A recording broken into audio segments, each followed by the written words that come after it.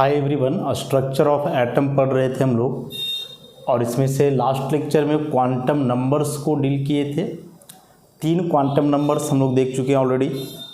Principal quantum number, azimuthal quantum number और magnetic quantum number. तो magnetic quantum number में जो हम लोग देख रहे थे कि ऑर्बिटल का जो ओरिएंटेशन है उसको कहीं ना कहीं एक्सप्लेन करता है या मैग्नेटिक क्वांटम नंबर। और मैग्नेटिक क्वांटम नंबर के जो वैल्यूज होते हैं उसके आधार पे हम लोग नंबर ऑफ ऑर्बिटल्स भी पता करते हैं। और उसमें देखे थे कि S सबसेल है तो 1 ऑर्बिटल, P सबसेल में 3 ऑर्बिटल्स, D सबसेल में 5 ऑर्बिटल्स और F सबसेल में टोटल 7 ऑर्बिटल्स थे। इलेक्ट्रॉन वगैरह भी हम लोग देख चुके थे कि एक सबसेल में कितने इलेक्ट्रॉन्स या ऑर्बिटल में कितने इलेक्ट्रॉन्स होंगे। अभी हम लोग ऑर्बिटल का शेप देखेंगे, लेकिन ऑर्बिटल का शेप जानने से पहले नोड के बारे में, नोड को पहले हम लोग समझ चुके हैं जब रेडियल वेव फंक्शन या प्रोबेबिलिटी डिस्ट्रीब्यूशन कर्व बना रहे थे हम लोग उस समय, और बताए थे कि नोड जो है एक एटम में न्यूक्लियस के चारों ओर का वह रीजन है जहां इलेक्ट्रॉन के होने की संभावना 0 होती है, जहां इलेक्ट्रॉन नहीं रहता है। इतना हम लोग देख चुके थे। जैसे एटम का यह न्यूक्लियस है सेंटर में, और ई जो पोर्शन हुआ इसका एक्स्ट्रा न्यूक्लियर पार्ट, ऐसा। तो इस एक्स्ट्रा न्यूक्लियर पार्ट में ही वैसा कोई रीजन है जिस रीजन में इलेक्ट्रॉन के रहने का प्रोबेबिलिटी मैक्सिमम है, मैक्सिमम प्रोबेबिलिटी। और इस रीजन को हम लोग बोल रहे थे ऑर्बिटल, जो कि 3D नेचर का है। अब इसी ऑर्बिटल के अंदर एक वैसा भी रीजन है जहां इलेक्ट्रॉन के रहने का प्रोबेबिलिटी 0 है, 0 प्रोबेबिलिटी है। तो यह जो 0 प्रोबेबिलिटी वाला रीजन है यही नोड कहलाता है। यहाँ थोड़ा सा कन्फ्यूजन आया होगा कि एक तो इस रीजन को बोल रहे हो कि मैक्सिमम प्रोबेबिलिटी होगा इलेक्ट्रॉन के रहने का, फिर बोल रहे हो कि इसी के अंदर एक वैसा भी रीजन है जहाँ इलेक्ट्रॉन के रहने का 0 प्रोबेबिलिटी है। ऑब्वियसली ये दोनों रीजन एक ही जगह होंगे, एक जगह इलेक्ट्रॉन मैक्सिमम रहेगा और उसी में कोई वैसा जगह होगा जहाँ इलेक्ट्रॉन नहीं रहेगा। मैक्सिमम इलेक्ट्रॉन रहा ऑर्बिटल, ऑर्बिटल के अंदर ही वह रीजन जहाँ इलेक्ट्रॉन नहीं रहेगा, 0 प्रोबेबिलिटी होगा, वह कहलाएगा उसके लिए नोड। जैसे आप एग्जाम्पल के थ्रू भी उसको समझ सकते हो कि एक रूम है जिसमें आप रह रहे हो, तो वह रूम में यदि आप मैक्सिमम टाइम स्पेंड कर रहे हो तो वह रूम आपके लिए ऑर्बिटल हो गया। लेकिन उस रूम में जो है कई पार्ट हैं, कई रीजन हैं उस रूम में। जैसे एक तो जो उसका फ्लोर हुआ, मान लो उस रूम में खिड़की है, उस रूम में वेंटिलेटर है, तो क्या उस रूम के खिड़की पे कभी आप रहोगे? उसका वेंटिलेटर में कभी रहोगे? नहीं रहोगे। तो वे सारे रीजन भी तो उसी रूम में हैं जिसमें आप मैक्सिमम टाइम स्पेंड कर रहे हो। लेकिन वहाँ भी तो एक वैसा रीजन हुआ ना जहाँ आप कभी नहीं रहोगे, तो वह खिड़की, वह वेंटिलेटर आपके लिए वहाँ नोड कहलाएगा, जहाँ आप कभी नहीं रहोगे। और जहाँ हो उस रूम में घूम रहे हो इधर उधर, तो वह रीजन जो है सो आपके लिए ऑर्बिटल हुआ। तो ऑर्बिटल के अंदर ही एक वैसा रीजन होता है जहाँ इलेक्ट्रॉन के होने की संभावना 0 होती है, और वह रीजन जो है कहलाता है नोड। नोड 2 प्रकार के होते हैं। जब पीछे श्रोडिंगर वेव इक्वेशन पढ़ा था हमने, तो देखे थे कि उसका सॉल्यूशन से जो फंक्शन आया था उसमें एक रेडियल पार्ट था, एक एंगुलर पार्ट भी था। ऐसे करके लिखे थे ना, उसमें जो साई डिपेंड कर रहा था आर, थीटा और फाई पर, तो ऐसा करके कुछ आया था। आर जो कि एन एल पे डिपेंड कर रहा था, फिर था थीटा जो कि एल और एम पे डिपेंड कर रहा था, और एक था फाई जो कि केवल एम पे डिपेंड कर रहा था। तो इसको हम लोग बोल रहे थे रेडियल पार्ट, और ई पूरा कहलाता था एंगुलर पार्ट, ऐसा। तो यहीं से कंसेप्ट आ गए रेडियल और एंगुलर नोड का। तो ये जो नोड्स हैं जहाँ इलेक्ट्रॉन के रहने की संभावना 0 होती है, यह नोड 2 प्रकार का होगा। एक कहलाएगा रेडियल नोड और दूसरा हो गया एंगुलर नोड।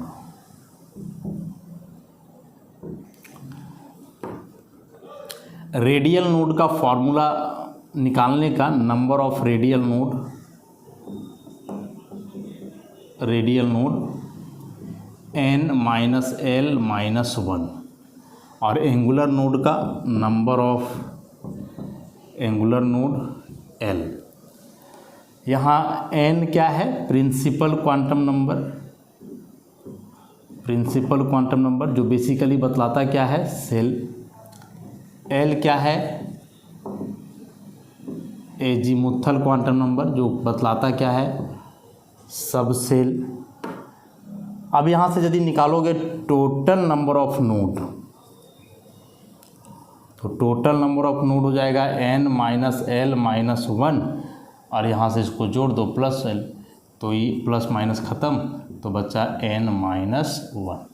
ऐसा तो टोटल नंबर नोड निकालने का ये हो गया फॉर्मूला। अब जैसे मान लो कि एक पर्टिकुलर ऑर्बिटल दिया हुआ है, सपोज 4D दिया हुआ है, और पूछेगा कि इसमें कितने एंगुलर और रेडियल नोड होंगे। तो 4D का मतलब हुआ ये 4 जो है वह n के लिए है, और ये D जो है सबसेल बता रहा है, D सबसेल के लिए L का वैल्यू होता है 2। D सबसेल के लिए L का वैल्यू 2 क्वांटम नंबर में हम लोग देखें पीछे। तो उस हिसाब से जब यहाँ से लिखोगे रेडियल नोड, तो रेडियल नोड का formula n minus L minus 1, मतलब 4 माइनस 2 माइनस 1, तो 4 माइनस 3 1। और वही यदि बात करोगे एंगुलर नोड की, तो एंगुलर नोड है l के बराबर, और l 2 है, मतलब ये 2 के बराबर हो जाएगा ऐसे। तो इस तरह से रेडियल और एंगुलर नोड जो है निकाला जाता है किसी भी ऑर्बिटल के लिए, और है इम्पॉर्टेंट, एग्जाम में क्वेश्चन रहता ही है इस टॉपिक से, नोड से रिलेटेड। तो बस एक फॉर्मूला आप याद रख लोगे, यही नंबर ऑफ नोड पूछता है, रेडियल और एंगुलर नोड। नोट्स में है लिखा हुआ एग्जाम्पल सही, तो वहाँ से इसको पढ़ोगे। अब हम लोग ऑर्बिटल के शेप की बात करें।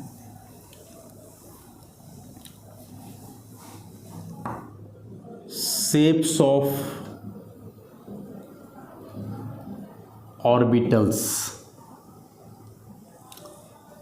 ऑर्बिटल के बारे में जो हम लोग देखें कि ऑर्बिटल एक 3D रीजन है किसी भी एटम में न्यूक्लियस के चारों ओर का, जहां इलेक्ट्रॉन के होने की संभावना सर्वाधिक होती है। अब इसमें से ऑर्बिटल फिर हमने कई देखे, S, P, T और F। अब इसमें से S तो S ही है, लेकिन P में 3 ऑर्बिटल देखे थे, PX, PY, PZ। वैसे D में 5 ऑर्बिटल्स और F में 7 ऑर्बिटल्स, इतना हम लोग देख चुके थे। सबसे पहले S ऑर्बिटल के शेप की बात करें। S ऑर्बिटल, तो S ऑर्बिटल का शेप स्फेरिकल होता है, स्फेरिकल दिखता है एक S ऑर्बिटल। स्फेरिकल दिखने का मतलब हुआ ऐसा, चूँकि 3D रीजन है तो इसमें 3 एक्सिस बनाओगे आप। इसको मान लो X, वर्टिकल वाले को मान लो Z, और ऐसे तिरछे वाले को मान लो Y। अब यही स्फेरिकल रीजन में जो है इलेक्ट्रॉन्स होंगे, ये इलेक्ट्रॉन्स हुए ऐसे करके ऐसा। तो एक बात जो यहाँ से हम लोग ऑब्जर्व करेंगे S ऑर्बिटल के बारे में, वह क्या ऑब्जर्व करेंगे कि यह जो S ऑर्बिटल है वह नॉन डायरेक्शनल नेचर का है। नॉन डायरेक्शनल नेचर का होने का मतलब हुआ कि इस S ऑर्बिटल में जो रीजन्स हैं वे X, Y और Z तीनों एक्सिस की तरफ इक्वल है। मतलब यदि हम पूछे कि बताओ जरा S ऑर्बिटल में इलेक्ट्रॉन किस रीजन में या किस एक्सिस के तरफ मैक्सिमम है, तो आप कुछ नहीं बतला पाओगे। इसलिए नहीं बतला पाओगे क्योंकि जितना इलेक्ट्रॉन X के तरफ है उतना ही इलेक्ट्रॉन Z के तरफ है, और वैसे ही Y के तरफ है। अरे ऐसे समझो ना कि कोई फुटबॉल में आप हवा भर रहे हो। अब हवा भर रहे हो तो जब उसमें हवा भरोगे तो हवा तो पूरे फुटबॉल में एक साथ एक जैसा फैलेगा ना, चारों तरफ से फुटबॉल जो है एक जैसा फूलेगा। तो जो हर तरफ से एक ही जैसा हो नॉन डायरेक्शनल होता है। तो s orbital non directional nature का है। रीजन कि s ऑर्बिटल में इलेक्ट्रॉन के होने की जो संभावना है तीनों एक्सिस के तरफ वह इक्वल है। So in s orbital there is equal probability of finding the electrons along x, y as well at z axis. तीनों एक्सिस की तरफ इलेक्ट्रॉन के होने की संभावना बराबर होगी। तो हम लोग पीछे लिखे भी थे ऑर्बिटल में जब अंतर देख रहे थे वहाँ। तो s ऑर्बिटल नॉन डायरेक्शनल क्यों हुआ, इसका मतलब समझ गए ना, क्योंकि इसमें इलेक्ट्रॉन का हर एक्सिस की तरफ होने का प्रोबेबिलिटी क्या है, इक्वल है, सेम है। अब यदि नोड की बात करें हम लोग, तो s ऑर्बिटल है, s के लिए जो एजीमुथल क्वांटम नंबर है l, उसका वैल्यू होता है 0। अब यदि l का वैल्यू 0 है और यही l बतलाता है angular quantum number, angular node को, इसका मतलब s ऑर्बिटल में एंगुलर नोड भी कितना होगा, 0। s ऑर्बिटल में कोई एंगुलर नोड नहीं होता है, रेडियल नोड होगा, रेडियल नोड होगा इसमें। तो रेडियल नोड का था n माइनस l माइनस 1। अब l तो 0 ही बता रहे हो, s ऑर्बिटल है तो ओवरऑल ही बचेगा n माइनस 1 के बराबर, क्योंकि l 0 हो गया है। तो अब जैसे मान लो आप 1s ऑर्बिटल के लिए करना चाहो, कितने नोड्स होंगे, तो 1s ऑर्बिटल है मतलब कि n इक्वल टू 1, s के लिए तो l 0 रहना ही हमेशा। तो यहाँ से जब आप नोड निकालोगे तो नोड का फॉर्मूला है n माइनस 1, तो 1 माइनस 1 0। इसका मतलब कि 1s ऑर्बिटल में कोई नोड नहीं है, और इसका मतलब हुआ कि 1s ऑर्बिटल में इलेक्ट्रॉन हर जगह होगा, वैसा कोई रीजन नहीं है जहाँ इलेक्ट्रॉन नहीं होगा। तो इसी का जब हम लोग बनाते हैं शेप 1s का, तो ऐसे करके हम लोग ड्रॉ करेंगे, स्फेरिकल बनाना है ऐसा। ये सब इलेक्ट्रॉन को बतला रहा है। बीच में देखोगे कि ज़्यादा डार्क किया हुआ रहेगा, तो बीच में ज़्यादा डार्क होने का मतलब है कि न्यूक्लियस के इर्द गिर्द इलेक्ट्रॉन ज़्यादा होगा। न्यूक्लियस में इलेक्ट्रॉन नहीं होगा, न्यूक्लियस के इर्द गिर्द जो है इलेक्ट्रॉन्स अधिक होंगे। जैसे जैसे न्यूक्लियस से दूर जाते जाओगे तो इलेक्ट्रॉन के होने का प्रोबेबिलिटी घटेगा। इसके लिए जो हम लोग प्रोबेबिलिटी डिस्ट्रीब्यूशन कर्व बनाए थे r, और यहाँ क्या लिए थे 4 पाई r स्क्वायर, फिर यहाँ r स्क्वायर ऐसे करके कुछ लिया गया था। तो इसके लिए जब हम लोग कर्व बनाए थे तो याद करो ऐसा करवाया था माइनस के लिए।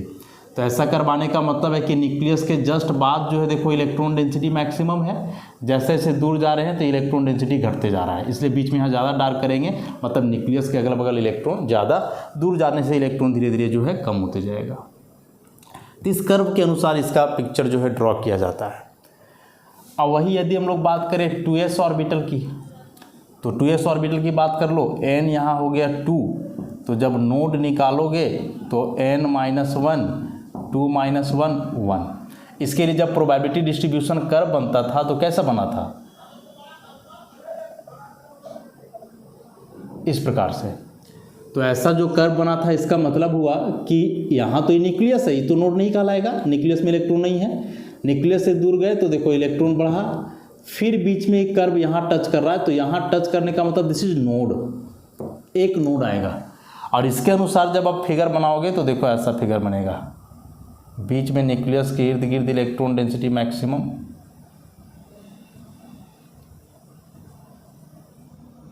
ऐसा, फिर थोड़ा सा रीजन खाली बच जाएगा,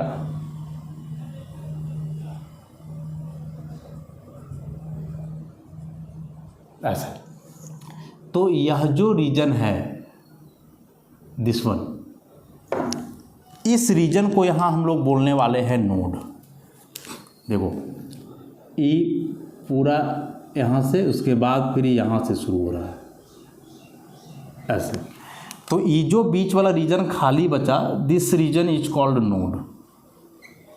मतलब इलेक्ट्रॉन यहाँ पूरा होगा, फिर यहाँ नहीं होगा, इसके बाद फिर इलेक्ट्रॉन यहाँ होगा, ऐसे इसके अनुसार। अब एक चीज़ यहाँ बोलोगे सर मैंने ऐसा कैसे पॉसिबल है कि इलेक्ट्रॉन यहाँ है फिर बीच में ही नहीं रहेगा, फिर इलेक्ट्रॉन यहाँ है। अरे इलेक्ट्रॉन जब यहाँ होगा तो इसके बाद लगातार होगा, बीच में छोड़ करके कैसे रहेगा इलेक्ट्रॉन। तो ये तब समझ में आएगा ना जब इलेक्ट्रॉन का आप वेव नेचर को कंसिडर करोगे यदि इलेक्ट्रॉन के पार्टिकल नेचर को कंसीडर करोगे तो उसमें ऐसा कभी पॉसिबल नहीं है कि इलेक्ट्रॉन यहाँ है फिर यहाँ नहीं है फिर यहाँ होगा। अब मान लो कि कोई व्यक्ति है तो इसका हाइट सपोज जो भी रहे 5.5 फुट 6 फुट जो भी है, तो यहाँ से उसके पैर तक तो कंटिन्यूअस उसका बॉडी पार्ट होगा। अब ऐसा थोड़े कि यहाँ तक रहा, बीच से पेट गायब हो गया फिर नीचे से रहा लटका हुआ है बीच में, ऐसे पॉसिबल नहीं है ना। पार्टिकल है, लोकलाइज है, वो कंटिन्यूअस होगा, वैसे करके पूरा बॉडी उसका साथ में रहेगा। तो उसी प्रकार से यदि इलेक्ट्रॉन पार्टिकल है तो फिर ऐसा गैपिंग नहीं होगा यहाँ। लेकिन इलेक्ट्रॉन का वेव नेचर को कंसीडर करके जो है ये सारे फिगर ड्रॉ किए गए हैं। और सबसे बड़ा बात कि सब श्रोडिंगर वेव इक्वेशन का जो देन है, तो श्रोडिंगर वेव इक्वेशन तो इलेक्ट्रॉन के वेव नेचर को ही बतलाता है। अब वेव नेचर को बतलाएगा यदि, तो वेव में हमने क्या देखा है कि कोई वेव यदि इस तरह से जा रहा है ऐसा, तो वेव यहाँ उठा मतलब यह एक रीजन बना, नीचे गया मतलब यह एक रीजन बना, लेकिन ये वाला पोजीशन देखो तो समझ लो कि इलेक्ट्रॉन इतना था यहाँ फिर नीचे है, लेकिन इस जगह पे तो इलेक्ट्रॉन नहीं ना रहा, तो यही तो नोड है यहाँ, इसी को हम लोग दिखा रहे हैं। तो यह नोड तभी पॉसिबल है जब इलेक्ट्रॉन का वेव नेचर को कंसीडर करोगे। यदि इलेक्ट्रॉन के पार्टिकल नेचर को आप कंसीडर करोगे तो कभी भी पता नहीं चलने वाला है। यहाँ समझ गए, नोड का कंसेप्ट को एकदम क्लियर करके रखना है। वैसे ही मान लो कि यदि 3s ऑर्बिटल के लिए बनाना हो, तो 3s के लिए बनाओगे तो n हो जाएगा 3, तो इसके लिए नोड हो जाना है 3 - 1 2। तो जब इसके लिए आप ग्राफ प्लॉट करोगे, जो यहाँ ले रहे थे हम लोग 4 पाई r² फिर r² करके ऐसा, तो इसमें 2 नोड है, मतलब कि कुछ इस टाइप का ग्राफ आना चाहिए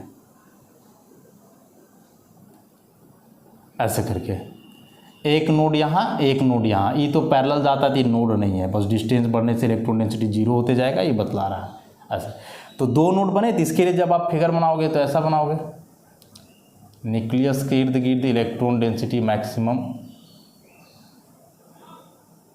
फिर से नोड छोड़ना होगा एक, फिर से इधर इलेक्ट्रॉन्स होंगे बहुत सारे, फिर से नोड छोड़ना होगा, उसके बाद फिर इधर इलेक्ट्रॉन होंगे।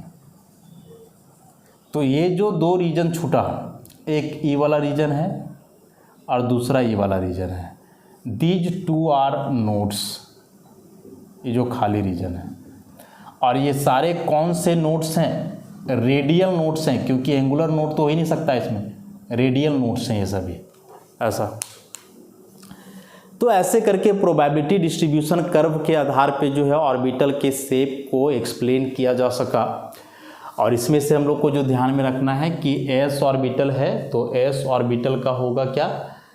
Spherical shape. स्फेरिकल होने का मतलब है कि इलेक्ट्रॉन डेंसिटी इसमें जितना x एक्सिस के तरफ होगा उतना ही y एक्सिस के तरफ होगा और सेम z एक्सिस की तरफ होगा। और चूंकि हर एक्सिस में इलेक्ट्रॉन डेंसिटी इक्वल है, इसीलिए s orbital non directional nature का है, उसको ध्यान में रख लेना है।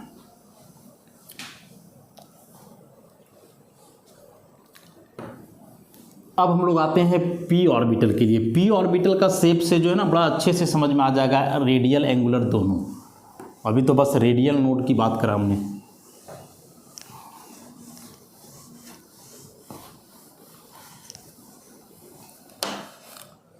तो p ऑर्बिटल की बात करें,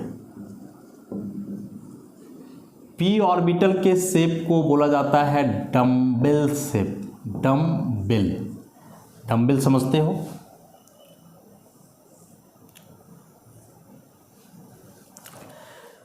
जिम में जो रहता है ना बॉडी बनाने वाला, देखते हो कि जो जिमर होते हैं जो हाथ में ऐसे पकड़ करके उठाते हैं उसको, तो उसमें जहाँ लोग पकड़ते हैं वहाँ देखोगे बीच में पतला रहता है, रॉड सा लगा हुआ, और दोनों तरफ जो है उसमें गोल गोल टाइप का कुछ अटकाया हुआ रहता है, उसमें लगाया हुआ रहता है, वजनदार रहता है। तो बीच में पतला, दोनों तरफ मोटा मोटा।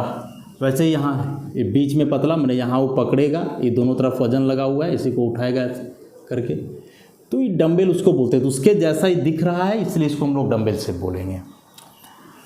अब इसमें से ये दोनों जो हैं ये कहलाते हैं लोब्स। मतलब कि एक डंबल में कितने लोब्स हुए? 2 lobe. 1 dumbbell equal to 2 lobes, 2 lobe हुए। अब इसमें से इलेक्ट्रॉन रिवॉल्व करते रहेगा कभी इस लोब में, इलेक्ट्रॉन रिवॉल्व करते रहेगा कभी इस लोब में, ऐसा। अब जो ये 2 लोब्स हैं, ये दोनों लोब्स के ओरिएंटेशन की बात करोगे तो ये दोनों लोब अपोजिट डायरेक्शन में होते हैं, अपोजिट फेज में होते हैं। तो उस अपोजिट डायरेक्शन और फेज को बतलाने के लिए हम लोग अपोजिट साइन देते हैं, प्लस माइनस। मतलब इसको ऐसे समझ लो आप कि यह जो है, यदि मॉलिक्यूल का एक्सिस है या इंटरन्यूक्लियर एक्सिस है, तो ये जो डंबल है ना, वो डंबल ऐसे होता है, या फिर ऐसे लेकर के चलोगे तो डंबल ऐसे है। अब डंबल यदि ऐसे है तो यहाँ तो ये समझ लो कि इलेक्ट्रॉन है ही नहीं, ये नोड वाला पोजीशन हो गया। तो ये जो देख रहे हो, एक पार्ट इधर आ गया, एक पार्ट इधर आ गया, तो ये दोनों लोब का तो डायरेक्शन अपोजिट हो गया ना। एक उधर यदि राइट है तो एक इधर लेफ्ट आ गया। उसी प्रकार से यदि ऐसे लोगे तो एक लोब ऊपर की ओर तो एक लोब नीचे की ओर। तो एक डंबल में जो 2 लोब्स होते हैं, ये दोनों लोब्स का ओरिएंटेशन की बात करोगे तो एक्सिस के अपोजिट साइड होते हैं। और अपोजिट साइड के लिए ये हम लोग यहाँ अपोजिट साइन देते हैं, एक में प्लस एक में माइनस। अब चाहो तो प्लस यहाँ दे दो, माइनस यहाँ दे दो, कोई फर्क नहीं पड़ने वाला। तो साइन से बिल्कुल कंफ्यूज नहीं करना है। साइन इन 2 लोब्स के ओरिएंटेशन को बतलाता है। यदि दोनों में सेम साइन है, मतलब ये दोनों लोब एक ही फेज में है, सेम एक्सिस की तरफ है। और यदि दोनों में अपोजिट है, मतलब दोनों अपोजिट एक्सिस में है, मतलब दोनों का फेज अलग है। चूँकि ऑर्बिटल जो है वह वेव नेचर से है, और वेव नेचर में तो हम लोग देखे हैं कि वेव नेचर मतलब कि ऐसे जा रहा है, ऐसे जा रहा है, मतलब एक क्रेस्ट एक ट्रफ। तो क्रेस्ट और ट्रफ का तो अलग अलग फेज है, एक या मीन पोजीशन से ऊपर जा रहा है तो दूसरा नीचे आ रहा है। तो अपोजिट को ही बतलाने के लिए एक में प्लस और एक में माइनस किया जाता है, ऐसे। तो इस बात को ध्यान में रखोगे, प्लस माइनस का यहाँ क्या मतलब है। सो अब P में तो टोटल 3 ऑर्बिटल्स हमने पढ़ा, और पढ़ा PX, PY, PZ, ठीक। अभी जो PP है सब में, इसका मतलब कि सबका शेप डंबल होना है। लेकिन जो XYZ है ये क्या बतलाएगा? तो यही बतलाएगा इस डंबल के ओरिएंटेशन को। PX है, इसका मतलब कि वह जो डंबल में 2 लोब्स हैं वे एक्स एक्सिस की तरफ होंगे। PY है, मतलब इसमें जो यह डंबल होगा Y एक्सिस की तरफ, PZ में डंबल किधर होगा? Z की तरफ। तो एक्स एक्सिस हम लोग हॉरिजेंटल वाला को ले रहे थे ना, तो ऐसे इसको आप एक्स एक्सिस मान लिए, तो ये दोनों खाली बच गए, Z, और ये हो गया Y। ऐसे ही याद रखोगे, हॉरिजेंटल को x मानोगे, वर्टिकल को Z, और तिरछा वाला को Y। हालांकि किसी को कुछ मान सकते हो, लेकिन एक ऐसा ही याद रखोगे। एक तरफ प्लस साइन, एक तरफ माइनस साइन, और इसी में भाई इलेक्ट्रॉन होंगे, ऐसे। PY के लिए बनाओगे तो इस बार डंबल को Y में रखो, तो Y में रखने के लिए Z बच जाएगा खाली, X बच जाएगा, इधर होगा, ये हुआ Y। एक तरफ प्लस एक तरफ माइनस, इसमें भी इलेक्ट्रॉन्स होंगे। बस ध्यान रखना है कि ये दोनों लोब का साइज सेम हो, जितना बढ़ाई उतना ही बढ़ाई, प्रयास करोगे ऐसा हो। फाइनली अब Z के लिए बनाओगे तो Z के लिए फिर ऐसा हो जाना है, ये X बच जाएगा, Y बच जाएगा, Z यहाँ एक तरफ प्लस एक तरफ माइनस, और ये इलेक्ट्रॉन्स। तो ये P के 3 ऑर्बिटल्स का शेप हुआ, PX, PY, PZ। हालांकि तीनों का शेप तो सेम ही है, तीनों जो है वे डंबल शेप के हैं। ओरिएंटेशन में अंतर है कि PX में लोब एक्स एक्सिस की तरफ है, मतलब इलेक्ट्रॉन भी एक्स एक्सिस की तरफ होंगे। PY में लोब Y एक्सिस की तरफ है, मतलब यहाँ इलेक्ट्रॉन Y की तरफ होंगे। PZ में Z पे है, मतलब इलेक्ट्रॉन यहाँ Z एक्सिस की तरफ होगा। तो यहाँ आप कंप्लीटली डिस्क्राइब कर पा रहे हो इलेक्ट्रॉन किस रीजन में है। पूछा जाएगा कि PX ऑर्बिटल का क्या मतलब है, तो मतलब यही बोलोगे ना कि PX ऑर्बिटल में इलेक्ट्रॉन के होने का जो मैक्सिमम प्रोबेबिलिटी है वो किधर है? एक्स एक्सिस की तरफ है। PY में क्या बोलोगे कि पी वाई ऑर्बिटल में इलेक्ट्रॉन के होने का मैक्सिमम प्रोबेबिलिटी किधर है, वाई एक्सिस की तरफ है। पी जेड में क्या बोलोगे कि यहाँ इलेक्ट्रॉन के होने का मैक्सिमम प्रोबेबिलिटी किधर है, तो जेड एक्सिस की तरफ है। So in this orbital there is maximum probability of finding the electron along x axis, here along y axis, and here the maximum probability of finding the electron is along z axis। अब node की बात कर लें हम लोग, और node की बात करते समय मान लो कि यह जो pz है, तो pz में सपोज ऐसे हो सकता है 2pz, 3pz, 4pz, मतलब सेल को भी इंडिकेट कर रहे हैं, ठीक। अब p है तो p के लिए जो एंगुलर क्वांटम नंबर है या एजीमुथल क्वांटम नंबर L, इसका वैल्यू तो 1 होता है P के लिए। अब L का वैल्यू 1 है, इसका मतलब कि जो इसमें एंगुलर नोड होगा वह एक ही होगा, एंगुलर नोड L के बराबर होता है। लेकिन यदि अब हम लोग बात करें रेडियल नोड की, रेडियल नोड की, तो रेडियल नोड का formula n minus L minus 1, तो जब इसके लिए निकालोगे तो n है 2, L तो 1, 1 2 माइनस 2 0। इसका मतलब हुआ 2pz ऑर्बिटल में केवल एंगुलर नोड एक होगा, रेडियल नोड नहीं होगा। 3p में बात कर लो तो एंगुलर नोड तो सब में एक होगा ना, क्योंकि सब में p है। रेडियल की बात करें इसमें तो 3 माइनस 1 माइनस 1, तो 3 माइनस 2 मतलब कि 1, एक इसमें रेडियल नोड भी आ गया। और 4pz की यदि बात करोगे तो फिर इसमें 4 माइनस 1 माइनस 1 माने 4 माइनस 2 तो 2, इसमें 2 रेडियल नोड आ गया ऐसा। अब इसको फिगर में कैसे दिखाएंगे जरा ध्यान से देखना। सब के लिए जो एंगुलर नोड है 1, यह एंगुलर नोड क्या होगा, तो यह नोड है XY प्लेन। 2pz है, जेड बतला रहा है कि इलेक्ट्रॉन डेंसिटी पूरा का पूरा जेड एक्सिस की तरफ है। तो यदि इसमें आप डंबल या लोब को जेड एक्सिस में रखे हो, इलेक्ट्रॉन भी जेड एक्सिस में ही होगा, तो यह एक्स और वाई तो बिल्कुल खाली बचा ना, और एक्स और वाई खाली बच जा रहा है, इसका मतलब एक्स और वाई में इलेक्ट्रॉन नहीं होगा। अब एक्स वाई रीजन में इलेक्ट्रॉन नहीं है, तो वही एक्स वाई रीजन यहाँ एक्स वाई प्लेन कहलाएगा, and this is the angular node. तो उस एक्स वाई प्लेन को यहाँ कैसे दिखाओगे, ऐसे करके दिखा सकते हो। हॉरिजेंटल वाला तो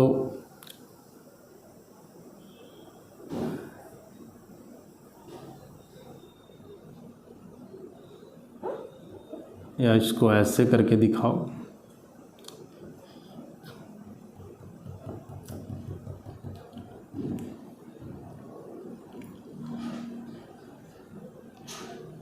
ऐसे। ई जो है एक्स एक्सिस हुआ, ई जो है वाई एक्सिस है, और इसमें से यह जो प्लेन है this is X Y plane, और यह एक्स वाई प्लेन ही यहाँ कहलाएगा एंगुलर नोड। मतलब ऐसे समझ लो ना कि ई वाला एक्स वाई प्लेन है, इसमें ऐसे जेड एक्सिस है, तो ये जेड एक्सिस है तो इसमें तो पूरा इलेक्ट्रॉन हो गया, तो ई जो एक्स वाई प्लेन बचा या मेरा हथेली, दिस इज एंगुलर नोड, यही एंगुलर नोड है जैसा कि यहाँ दिखाया जा रहा है ऐसे। इसको यदि अलग से दिखलाओगे उस प्लेन को, तो ऐसे करके समझो उसको।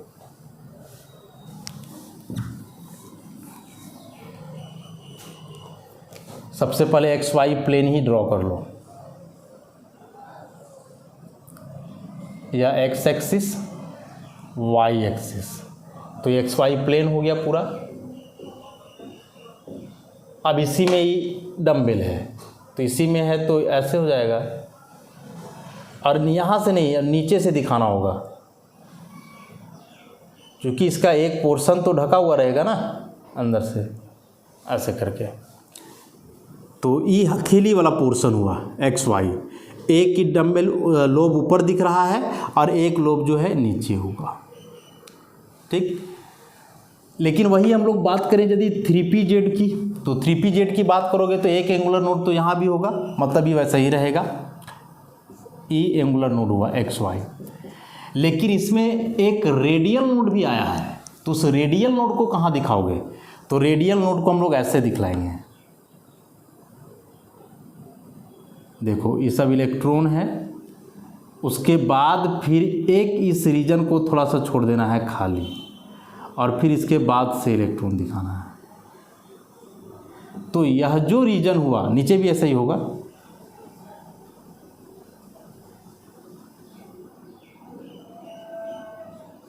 ऐसे। So this is radial node, E radial node हुआ। एंगुलर नोड तो सब में सेम रहेगा, एक्स वाई प्लेन, और यहाँ जो लोब के अंदर पोर्शन होगा ना, ये वाला खाली portion, this is radial node. वैसे यदि 4pz के लिए बनाओगे तो इसमें देखो 2 आया है रेडियल नोड, तो इसमें 2 रेडियल नोड आया, मतलब कि डायरेक्ट इसको दिखाते हैं। ऐसे यदि है तो इसमें देखो ऐसे यहाँ इलेक्ट्रॉन्स होंगे इस रीजन में, फिर नहीं होगा, फिर इलेक्ट्रॉन्स होंगे, फिर नहीं होगा, और इसके बाद लास्ट में इलेक्ट्रॉन्स होंगे। ऐसे नीचे ही दिखा दो।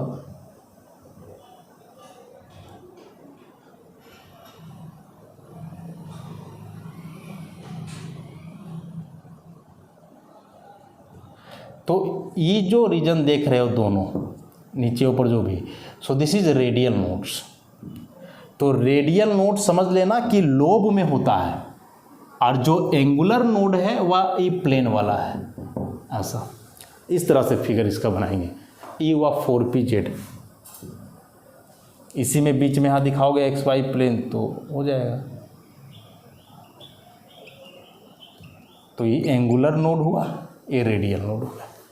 तो इस तरह से एंगुलर और रेडियल नोड को जो है हम लोग दिखलाते हैं एक ऑर्बिटल के लिए, और दोनों का क्या मतलब है, कैसे एक्सप्लेन करेंगे इसको, इस बात को बस समझ करके रखोगे। तो ये 2 प्रकार के नोड निकालने का फॉर्मूला तो पता है, आसान सा है, लेकिन उसी को फिगर में कि ऑर्बिटल में ये नोड्स होते कहाँ हैं, तो उसी को एक्सप्लेन किया गया है। तो px में एंगुलर नोड 1, और यह हुआ yz। px है मतलब कि इलेक्ट्रॉन x में है, तो yz खाली बच गया। इसमें इलेक्ट्रॉन y में है, तो इसमें xz खाली बच गया। इसमें इलेक्ट्रॉन z में है, तो यहाँ xy बच गया। So xy is the angular node in pz orbital. xy माने xy plane, xz plane is the angular node in py orbital, and yz plane is the angular node in px orbital. ये concept हुआ। तो इस तरह से s और p orbitals के shape को काफ़ी डिटेल में समझे हम लोग। s नॉन डायरेक्शनल था, p डायरेक्शनल, किस आधार पे नोड्स कहाँ होंगे, कैसे होंगे, कौन से नोड्स, सबको हम लोग देख लिए। अब एक d ऑर्बिटल्स बच जा रहा है, तो d ऑर्बिटल्स के शेप को हम लोग नेक्स्ट क्लास में डील करेंगे। आज के लिए इतना ही, धन्यवाद।